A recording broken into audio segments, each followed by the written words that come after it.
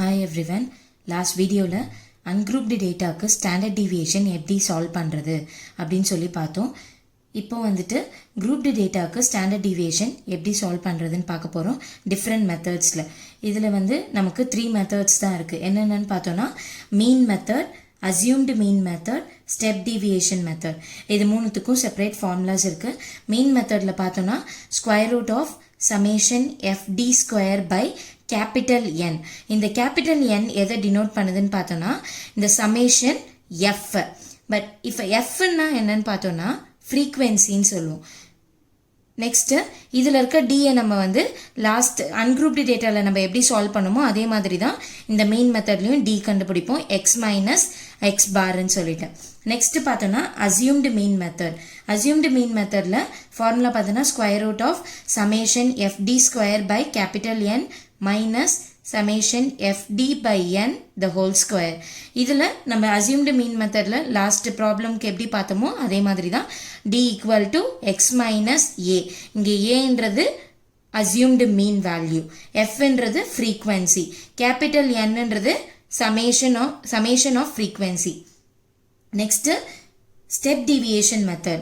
formula பார்த்தோன்னா square root of summation fd square by capital N minus summation fd by n the whole square into c. இதில் d எப்படி கண்டுபிடிப்போம்னா x minus a by c. அதில் வந்து c வந்துட்டு நம்ம common டிவைசர்னு சொல்லுவோம். இதில் வந்து கிளாஸ் இன்டர்வலில் தான் வந்துட்டு நம்ம வந்துட்டு cன்னு சொல்லுவோம்.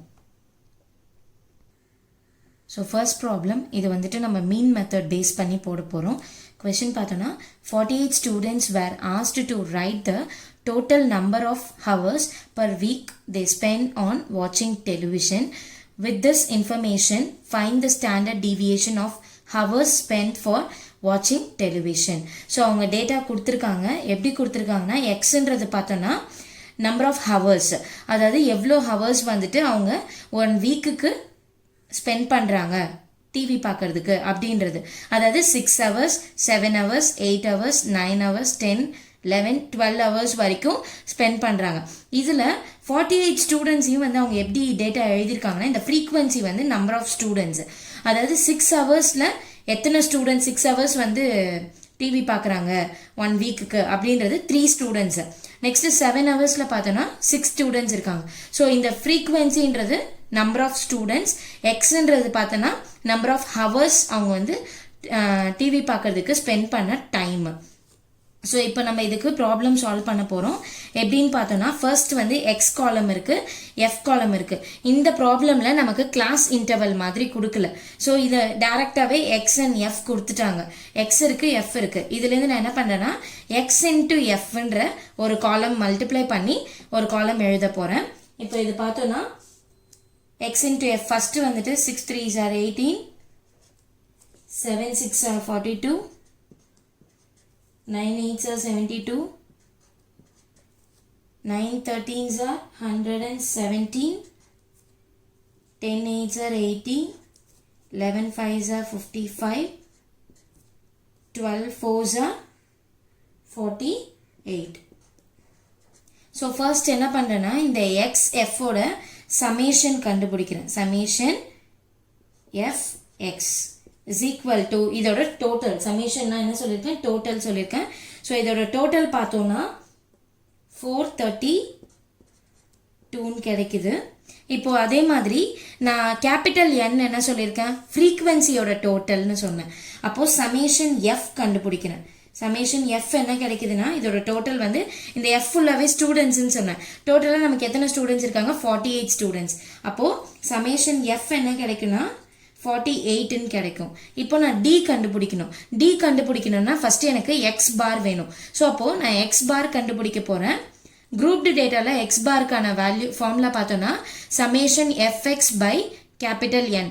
சமேஷன் எஃப்எக்ஸும் இருக்குது, கேபிட்டல் என்னன்றது சமேஷன் எஃப் அந்த வேல்யூவும் இருக்குது. அப்போ சமேஷன் எஃப்எக்ஸ் என்னன்னு பார்த்தோன்னா 432 divided by capital n value என்னது 48. 8. ஸோ இதை கேன்சல் பண்ணோன்னா எக்ஸ் பாரோட வேல்யூ என்ன வருதுன்னா 9ன்னு வருது. இப்போ இந்த 9ன்ற வேல்யூவை தான் இந்த எக்ஸ் பாரில் நான் சப்ஸ்டியூட் பண்ண போகிறேன். எக்ஸ் வேல்யூ வந்து எனக்கு இதுதான். இப்போ 6 - 9 7 - 9 அந்த மாதிரி நம்ம வேல்யூ கண்டுபிடிக்க போகிறோம். 6 - 9 -3 7 - 9 -2 8 - 9 -1 0 10 - 9 1 2 3. ஸோ டி வேல்யூ கண்டுபிடிச்சிட்டோம். இதை அப்படியே டி ஸ்கொயர் கண்டுபிடிக்க போகிறோம். இதுக்கு ஸ்கொயர் எடுக்க போகிறோம். 9 4 1 0 1 4 9. இப்போ நமக்கு ஃபார்முலா படி பார்த்தோம்னா F summation FD square by N தான் மீன் மெத்தடுக்கு. அப்போ எஃப்டி ஸ்கொயர் தான் வேணும். எஃப் இருக்கு, டி ஸ்கொயர் இப்போ நம்ம கண்டுபிடிச்சிட்டோம். இது ரெண்டுத்தையும் மல்டிப்ளை பண்ணி எஃப்டி ஸ்கொயர் காலம் எழுத போகிறோம். So 9 3s are 27. ஸோ இது மாதிரி ஒரு காலமையும் மல்டிப்ளை பண்ணணும். 24 9 13 into 0 0 8 5 4s are 20 9 4s are 36. So இப்போ நமக்கு இதோட சமேஷன் தான் தேவைப்படுது. இப்போ இதோட டோட்டல் என்ன கிடைக்குதுன்னா 124. இது என்னன்னு பார்த்தோன்னா summation f D square. So இதோட டோட்டல். இப்போ நம்ம ஃபார்முலாக்கு போகிறோம். ஸ்டாண்டர்ட் டீவியேஷன் தான் கேட்டிருக்காங்க. அப்போ sigma equal to square root of summation f D square by capital n. So square root of summation f D square என்ன பார்த்தோன்னா 124 டிவைடட் பை கேபிட்டல் என்னன்றது சமேஷன் எஃப். எஃப்போட டோட்டல் பார்த்தோன்னா 48. ஸோ ஃபர்ஸ்ட் இதை cancel பண்ணோன்னா ஸ்கொயர் ரூட் ஆஃப் 2.58ன்னு கிடைக்குது. இப்போ இதுக்கு ஸ்கொயர் ரூட் எடுக்கும்போது நமக்கு என்ன வேல்யூ வருதுன்னா அப்ராக்சிமேட்டாக 1.6. ஸோ இதுதான் வந்துட்டு standard deviation of hours spend for வாட்சிங் டெலிவிஷன். ஸோ நெக்ஸ்ட்டு நம்ம பார்க்க போகிற மெத்தட் வந்து அசியூம்டு மீன் மெத்தட் பேஸ் பண்ணி ப்ராப்ளம் சால்வ் பண்ண போகிறோம். ஸோ ப்ராப்ளம் பார்த்தோன்னா the time taken by 50 students to complete a 100-meter race or given below, find its standard deviation. So அவங்க கொடுத்துருக்காங்க, டேபிள் கொடுத்துட்டாங்க, டைம் டேக்கன் செகண்ட்ஸில் கொடுத்துருக்காங்க. இப்போ 8.5 to 9.5 செகண்ட்ஸ்க்குள்ளே எத்தனை ஸ்டூடெண்ட்ஸ் இருக்காங்க, தென் 9.5லேருந்து 10.5 செகண்ட்ஸ்க்குள்ளே எத்தனை ஸ்டூடெண்ட்ஸ் வந்து கம்ப்ளீட் பண்ணியிருக்காங்க, அந்த மாதிரி 12.5 to 13.5 செகண்ட்ஸ் வரைக்கும் கொடுத்துருக்காங்க. இப்போ 8.5 to 9.5 பார்த்தோன்னா 6 ஸ்டூடெண்ட்ஸ் கம்ப்ளீட் பண்ணியிருக்காங்க அந்த ரேஞ்ச்குள்ளே. ஸோ இது பார்த்தோன்னா நமக்கு வந்து கிளாஸ் இன்டர்வல் லிமிட்ஸ் கொடுத்துருக்காங்க. இந்த லிமிட்லேருந்து இந்த லிமிட்குள்ளே இவ்வளோ ஸ்டூடெண்ட்ஸ் இருக்காங்க, இந்த லிமிட்லேருந்து இந்த லிமிட்குள்ளே இவ்வளோ ஸ்டூடெண்ட்ஸ் இருக்காங்க அப்படின்னு சொல்லிட்டு நமக்கு டேட்டாஸ் கொடுத்துருக்காங்க. இதை பேஸ் பண்ணி தான் நம்ம போட போகிறோம். அப்போ நமக்கு எக்ஸ் வேல்யூ கொடுக்கல, இது நம்பர் ஆஃப் ஸ்டூடெண்ட்ஸ் தான் வந்து ஃப்ரீக்வன்சின்னு எடுத்துப்போம். இங்கே வந்து நமக்கு எக்ஸ் வேல்யூ கொடுக்கல, கிளாஸ் இன்டர்வலாக கொடுத்துருக்காங்க. ஸோ அப்போ என்னோட ஃபர்ஸ்ட் காலம் சால்வ் பண்ணும்போது ஃபர்ஸ்ட் காலம் என்னவா இருக்குன்னா கிளாஸ் இன்டர்வலாக இருக்கும். செகண்ட் காலம் வந்து ஃப்ரீக்வன்சி. இப்போ கிளாஸ் இன்டர்வல் அவங்க கொடுத்துருக்கிறது 8.5 to 9.5. ஸோ அந்த class intervals up to 12.5 to 13.5. இப்போ அதுக்கான ஃப்ரீக்வன்சிஸை நான் எழுதிட்டேன். நெக்ஸ்ட்டு இதுக்கு நான் ஃபஸ்ட்டு எக்ஸ் வேல்யூ கண்டுபிடிக்கணும். எக்ஸ் வேல்யூ எப்படி கண்டுபிடிப்போன்னா, இப்போது இதில் இருக்கிறது இங்கே இருக்கிறது எல்லாத்தையும் நம்ம வந்து லோயர் லிமிட்டுன்னு சொல்லுவோம், இங்கே இருக்கிறது எல்லாத்தையுமே அப்பர் லிமிட்டுன்னு சொல்லுவோம். இந்த அப்பர் லிமிட்டையும் லோயர் லிமிட்டையும் ஆட் பண்ணி டிவைடட் பை 2 பண்ணணும். இப்போ நான் ஒரு இது சால்வ் பண்ணி காட்டுறேன். 8.5 + 9.5 டிவைடட் பை 2. 8.5 + 9.5 பார்த்தோன்னா 18 வரும். 18/2 என்ன வரும்னா 9. அப்போது இதுதான் வந்து இந்த கிளாஸ் இன்டர்வல்கான எக்ஸ் வேல்யூ. அப்போ நான் இங்கே என்ன எடுக்கிறேன்னா 9ன்னு எடுக்கிறேன். ஸோ சிமிலர்லி இது எல்லாத்துக்கும் கிடைக்கும். இதுக்கு என்ன கிடைக்குன்னா 10 11 12 13. ஸோ எக்ஸ் வேல்யூஸ் நம்ம கண்டுபிடிச்சாச்சு. இப்போ ஃபர்ஸ்ட் நம்ம வந்து ஃப்ரீக்வன்சி சமேஷன் என் கேபிட்டல் என்னன்றது சமேஷன் எஃப்னு சொன்னோம். அப்போ இதுக்கான டோட்டலை நம்ம கண்டுபிடிச்சிக்கலாம். இங்கே வந்து 50 ஸ்டூடெண்ட்ஸ்ன்னு கொடுத்துட்டாங்க. அப்போ இந்த எஃப் டோட்டலாக ஆட் பண்ண நமக்கு என்ன கிடைக்கும்னா n = 15 கிடைக்கும். ஓகேவா? இப்போ நெக்ஸ்ட் டி கண்டுபிடிக்கணும். டிக்கு நான் என்ன சொன்னேன்னா இது அசியூம்டு மீன் மெத்தடுன்னு சொன்னேன். அப்போது அசியூம்டு மீன் வேல்யூ வேணும், ஏ வேல்யூ வேணும். ஏ வேல்யூ நம்ம எப்படி எடுப்போம், லாஸ்ட் அன்குரூப்டு டேட்டாக்கு பண்ண மாதிரி தான். எக்ஸ்லேருந்து மிட் வேல்யூ எடுத்துக்கணும். இப்போது 9, 10 விட்டாச்சு, 12, 13 விட்டாச்சு. சென்டர் வேல்யூ பார்த்தோன்னா 11. இதுதான் வந்து நான் அசியூம்டு வேல்யூவாக எடுக்க போகிறேன். இப்போது ஒரு எக்ஸ் வேல்யூ கூடயும் இந்த 11 மைனஸ் பண்ணி எழுதணும். 9 மைனஸ் 11 பார்த்தோன்னா -2, 10 மைனஸ் 11 -1, 0, 1, 2. ஸோ டி வேல்யூ தெரிஞ்சிச்சு. இதுக்கு இப்போ எஃப் இன்ட்டு டி வேணும். ஃபார்முலாவில் நமக்கு எஃப்டியோட சமேஷன் இருக்குது. அப்போ எஃப் இன்ட்டு டி வேணும். எஃப்ஐயும் எஃப் காலமையும் டி காலமையும் மல்டிப்ளை பண்ணி டைரெக்டாக மல்டிப்ளை பண்ணி அதை ஒரு காலமாக எழுத போகிறோம். ஸோ எஃப்டி பார்த்தா 6 இன்ட்டு -12 வித் சைனோட பண்ணணும். -12ன்னு வரும். நெக்ஸ்ட்டு -8, 0, 10, 18. இப்போ இதோட டோட்டல் நமக்கு வேணும். இதோட டோட்டல் நம்ம பார்த்தோம்னா 8 வருது. நெக்ஸ்ட்டு டி ஸ்கொயர் கண்டுபிடிக்கணும். டி வேல்யூ நமக்கு தெரியும். இதை அப்படியே ஸ்கொயர் பண்ணிக்க வேண்டியதான். 4, 1, 0, 1, 4. Next F D square, F காலமையும் டி ஸ்கொயரையும் மல்டிப்ளை பண்ணி எழுதணும். அப்போ என்ன வரும்னா 6 4s are 24, 8 1s are 8, 0, 10 1s are 10, 9 4s are 36. So இப்போ எஃப்டி ஸ்கொயர் இதோட சமேஷன் வேணும். இதோட டோட்டல் பார்த்தோன்னா 78. இப்போ நம்ம என்ன பண்ணுறோன்னா ஃபார்முலாக்கு போகிறோம். Formula substitution. Sigma standard deviation is equal to square root of summation fd square by capital N minus summation fd by n the whole square. இப்போ square root of summation fd square ஓட total பார்த்தோன்னா 78 divided by capital N value 50 minus summation fd ஓட total 8 divided by n 50. இதுக்கு வந்து whole square வரும். So இதோட values பார்த்தோன்னா இந்த வேல்யூவை கேன்சல் பண்ணும்போது 1.56 மைனஸ் இதை கேன்சல் பண்ணோன்னா 0.16 த ஹோல் ஸ்கொயர்னு வருது. ஸ்கொயர் ரூட் ஆஃப் 1.56 மைனஸ் இது 0.16 ஸ்கொயர் பண்ணோன்னா 0.0256. ஸோ சப்ராக்ட் பண்ணும்போது ஸ்கொயர் ரூட் ஆஃப் 1.534. ஸோ இதுக்கு ஸ்கொயர் ரூட் எடுக்கும்போது நமக்கு 1.239ன்னு வருது. இது நான் வந்து அப்ராக்சிமேட் பண்ணி 1.2ன்னு எடுத்துக்கிறேன். ஸோ இதுதான் வந்துட்டு ஸ்டாண்டர்ட் டீவியேஷன். எதுக்கான ஸ்டாண்டர்ட் டீவியேஷன் பார்த்தோன்னா இந்த 50 ஸ்டூடெண்ட்ஸ் வந்து எந்தெந்த அவங்க கொடுத்துருக்க டேட்டாக்கு 50 ஸ்டூடெண்ட்ஸ்க்கான டேட்டா கொடுத்துருக்காங்க, அதுக்கான ஸ்டாண்டர்ட் டீவியேஷன் தான் வந்து ஆன்சர் பார்த்தோன்னா 1.2. So next problem step deviation method base பண்ணி போட போகிறோம். ப்ராப்ளம் பார்க்கலாம். The measurements of the diameters in centimeters of the plates prepared in a factory are given below. Find its standard deviation. So ஒரு ஃபேக்ட்ரியில் plates prepare பண்ணுறாங்க. So ஒரு பிளேட்டும் வந்துட்டு அதுக்கான டயாமீட்டர்ஸ் பார்த்தோன்னா டிஃப்ரெண்ட்டாக இருக்குது. அதாவது இந்த லிமிட்லேருந்து இந்த லிமிட்குள்ளே இருக்கிற டயாமீட்டர்ஸ்க்கு எத்தனை பிளேட்ஸ் ரெடி பண்ணியிருக்காங்க. ஸோ அந்த மாதிரியான டேட்டா தான் கொடுத்துருக்காங்க. 21 to 24 டயாமீட்டர் சென்டிமீட்டரில் இருக்கிற டயாமீட்டருக்கு எத்தனை பிளேட்ஸ் ரெடி பண்ணியிருக்காங்கன்னு பார்த்தோன்னா 15 பிளேட்ஸ் இருக்குது. ஸோ அந்த மாதிரி அவங்க டேட்டாஸ் கொடுத்துருக்காங்க.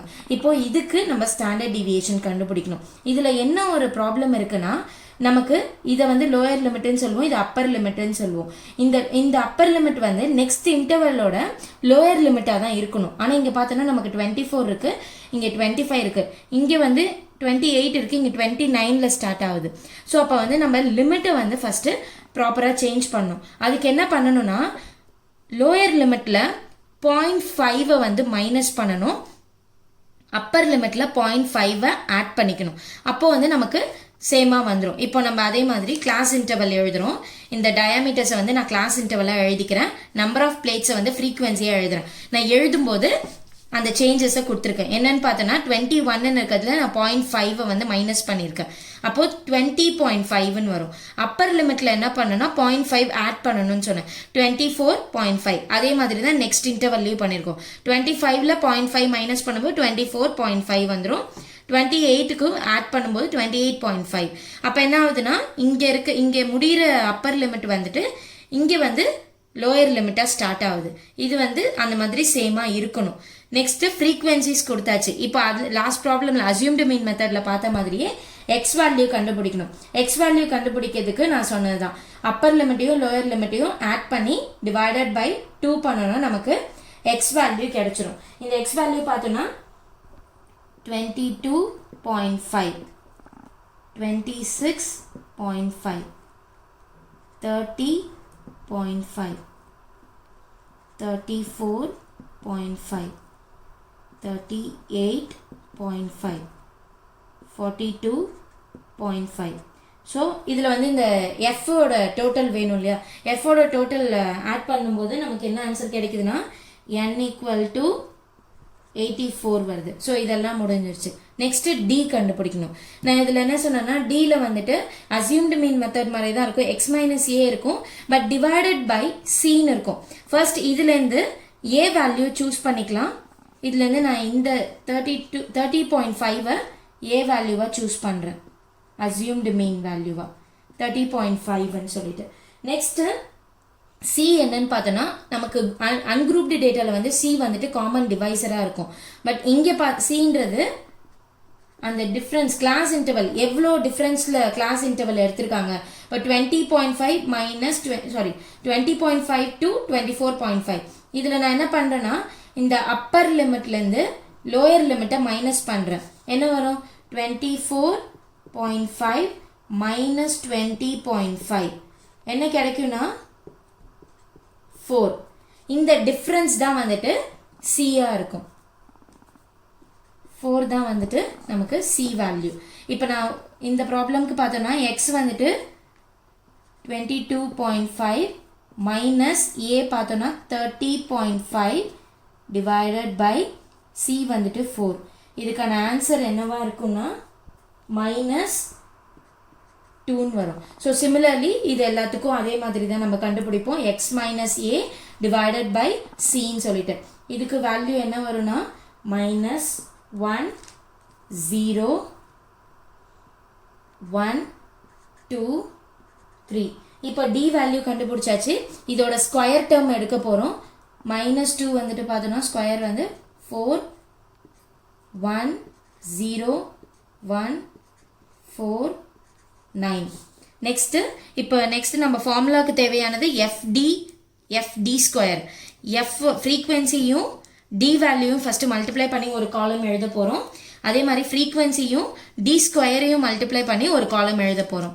இப்போது 15 into -2 -30, 18 into -1 -18, 20 into 0 0, 16 into 1 16, 8 into 2 16, 7 into 3 21. So இதோட டோட்டல் சமேஷன் எஃப்டி தேவைப்படும்ல. ஸோ இதோட டோட்டல் பார்த்தோன்னா நமக்கு 5ன்னு வருது. அதே மாதிரி எஃப்டி ஸ்கொயர்னா எஃபோட வேல்யூ இன்டூ டி ஸ்கொயரோட value. 15 into 4 60, 18 into 1 18, 20 into 0 0, 16 into 1 16, 8 into 4 32, 7 into 9 63. So இதோட டோட்டல் பார்த்தோன்னா 189. இப்போ நமக்கு டேபிள் எல்லாமே கம்ப்ளீட்டாக முடிஞ்சிருச்சு. ஃபார்முலா சப்ஸ்டியூஷன் மட்டும்தான். Standard deviation sigma equal to square root of summation fd square by capital N minus summation fd by n the whole square into c. இப்போ formula substitution. fd square ஓட summation என்னன்னு பார்த்தோன்னா 189 divided by capital N வந்து 84 minus summation fd பார்த்தோன்னா 5 divided by n 84 the whole square into c value பார்த்தோன்னா 4.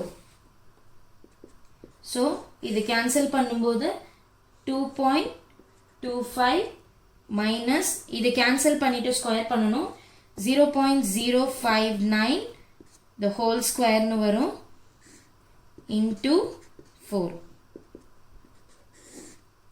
2.25 இதை square பண்ணணும்னா 0.0035 னு கிடைக்கும் into 4 ஸோ இப்போ ஸ்கொயர் ரூட் ஆஃப் இதை மைனஸ் பண்ணணும்னா என்ன வேல்யூ வரும்னா 2.2465 into 4 ஸ்கொயர் ரூட்டோட வேல்யூ கண்டுபிடிக்கிறோம் 1.498 into 4 ஸோ ஸ்டாண்டர்ட் டீவியேஷன் பார்த்தோன்னா 5.9 வருது அப்ராக்சிமேட் பண்ணோன்னா 6 தான் வேல்யூவாக வரும் இதுதான் ஸ்டாண்டர்ட் டீவியேஷன் அவங்க கேட்டிருக்க ப்ராப்ளம்க்கு ஸ்டாண்டர்ட் டீவியேஷன் வேல்யூ வந்துட்டு 6